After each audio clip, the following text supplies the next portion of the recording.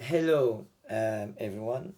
Today this is the first session, first tutorial, first session, first introduction to 3D Studio Max. So we're going to do the basics. I've opened here the tutorial 1 intro to 3D Studio Max document, and we're going to more or less follow what the instructions are in this document. But we're going to diverge a little bit just because we can do a little bit more than just the basics that are described there. Right, so we need to open 3D Studio Max. 3D Studio Max can be found on your desktop with this icon, and it says 3DSMax and year. In my case, it's 2020. If you don't find it here, you can go on the window menu, you open there, and you go to Autodesk, because that's the company that makes 3D Studio Max. And when you click here, you have 3D Studio Max. In case you can't find Autodesk and 3D Studio Max, you have to go down the menu to the Install University applications. I don't have it on this computer, but if you are on a computer that is a university computer on campus, you'll have that option. And then you click on the Install University application, you get a very long list of applications, and what you need to do is to go to the top, because 3D Studio Max start with a 3, it will be in the top of the list. Right, so you double click on 3D Studio Max, you launch it. I've opened it earlier just because my computer is rather slow. And you have this. So what you have a series of menus at the top, you have a series of menus in the middle with icons, you have some space on the right and on the left, and you have some other items at the bottom. And in the middle, you have 3 viewports. Now, what are all these? They're different groups, subgroups, menus, submenu, functions, subfunctions that you can access and you can use. Of course, we're not going to do all of them today, we're just going to do the basics. And from that, you're going to go further. So if you look here, for example, you have undo, you have redo, you have select and link selection, bind to space wrap, and you're like, okay, what does it mean? Don't worry, that will come later. Some of these we will use, some of these options you will discover on your own, and some we'll never use because they're outside the scope of the module. So what you find out is that when you put your mouse on this, you have select object. So select objects let you select object or subject for manipulation. If you click here, if you move the mouse there, you have select and move, activate and select and move tool. So that gives you what we call, there is a contextual help that comes up each time you move your mouse onto an option or a button or a menu, and gives you some idea of what it is. So if you click here, you get this. It should it's a box. Sorry, I meant if you click here, it will tell you geometry, which is to create geometries. If you are here, it's to create. If you are here, it's to modify. So at the moment, we're going to look at these two, create and modify, and some of these here, some of these options. So the first thing we're going to do is we're going to create some objects. So if you click on left here, left button, nothing happened. If you click on right button, you have a floating menu that comes up. Let's remind ourselves of that. So the first thing we do, we're going to create 3D geometries, and we're going to create 3 of them. So we create a box, we can create it in perspective. So I can just go on this option here, and I can maximize the viewport, and then I can create my box. So first I click and drag. Click is the first point of the square, of the section of the box, and the second, and I drag and then I release to create the second point of the section of the box, and then the next movement will determine the height. So here it is, and I'm going to press Z to have it in the center. So this is my box. You can see the dimensions are not very clever, so I change them here by putting, for example, 1000 by 1000 by 1000. So that gives me a perfect cube, and I can change that. So for example, put here 500, and that gives me my box. Okay, what's important as well is when you start or in the middle or at some point is to check this, that in your customized unit setup you have millimeters setup, because otherwise you end up working in kilometers or something else. We make sure it's millimeters, not US or custom units, but metrics and millimeters. Sorry. Make sure so that the lighting units are international, and that's it. If it's not, just change it. So we've created the first box. It's box number 1. We're going to create square box, SQR box. So as you can see, we try to give our objects names that are self-explanatory. So we create the first box. We can zoom out a little bit. We can click here to have the other viewport, and it's restore viewport, and it's Alt W. So we could also do it by pressing Alt W here. So Alt W, or by doing it here, Alt W. What is Alt W and, for example, here H, W, E, they are what we call keyboard shortcuts. And once you start using 3D Studio Max, you're going to start making more and more shortcuts. You're going to start using more and more keyboard shortcuts because they're very effective and very fast ways of getting things done, rather than moving the mouse to the right place, clicking on it, getting the options, validating your choice.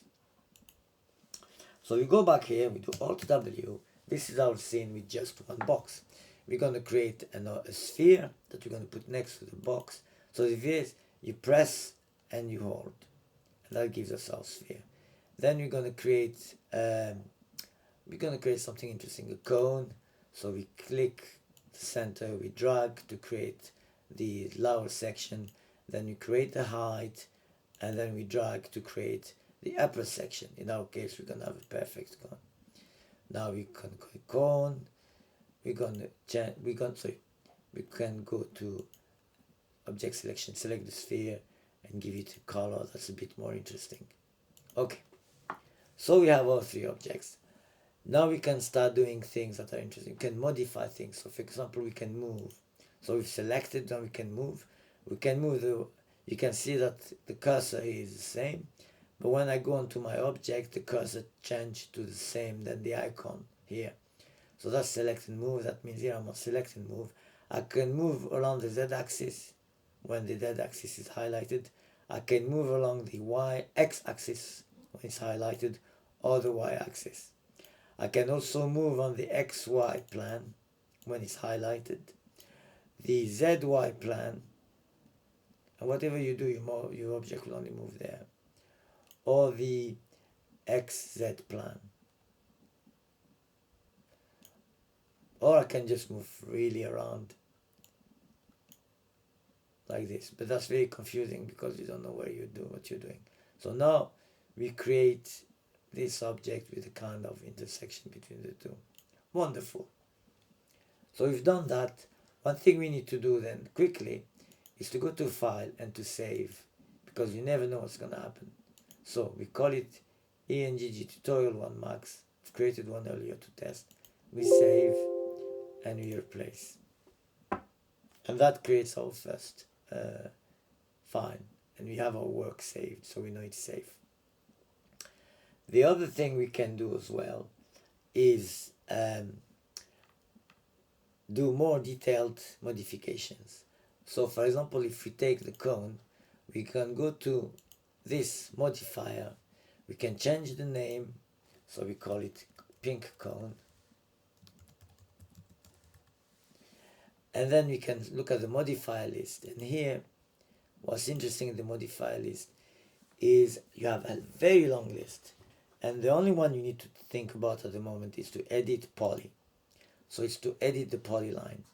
And when you look at the cone here, it's an object, but it's made of a polyline. So it's made of many lines and many dots and many surfaces. So one thing we can do is we can edit vertices. So if I click here, you can see the highlighted vertices. And I can choose, for example, the top one. And I can move it in the X and Y axis. And look what happened. And then I can do something interesting. I can do Alt W. And then I can go to this view here. And I do Alt W to maximize. And then I can take these ones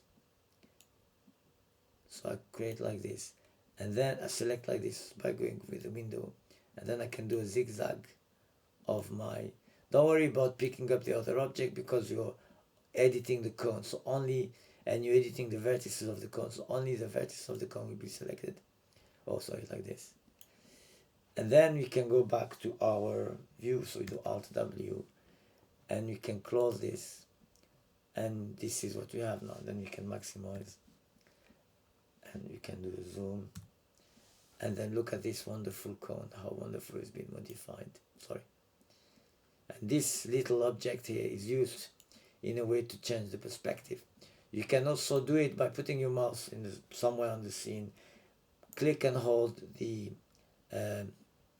wheel, and then you have a rotation, a pan. If you if you move roll the roll button of the mouse, you can zoom in and out, click and drag, you have click and move, you have that's just on the roll button. It's a shame you can't see it. That's the moving, panning the scene, so you can move the scene around. And when you do it here, you can change the orientation, you can change the way you look, your viewpoint onto your perspective. What's also interesting, if you can see it, is that it has north, west, south, east, so it has a little compass. That's very useful when you have a very large file, especially when it has a lot of objects that are similar. You get a bit confused where you are, so compass can be helpful. So again, because I'm a bit maniac on this, I save regularly. So I can do it by clicking File and then Save, or I can do it by Control S, and that's faster. So what I want you to do is to try to change the object, but this time doing different things. So for example, if I take the box, I can go to the modifier, and this time I choose again Edit Poly, and instead of selecting the vertices, I will select the edges.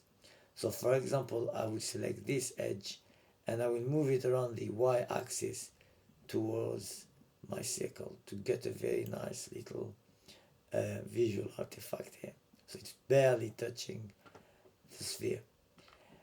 And then if I click it, it's still in the modifier, so I need to change the menu, and then I get out of it and I'm not modifying anything anymore.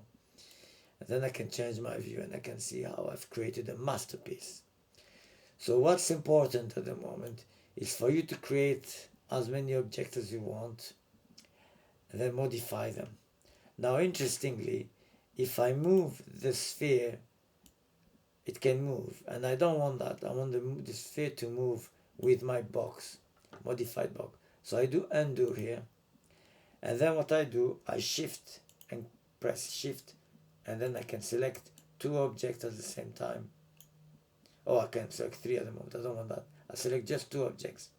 So if I select my two objects here, I can then group them into one object, and they will be called, you can just keep group one, but it doesn't make any sense, so you call it box sphere.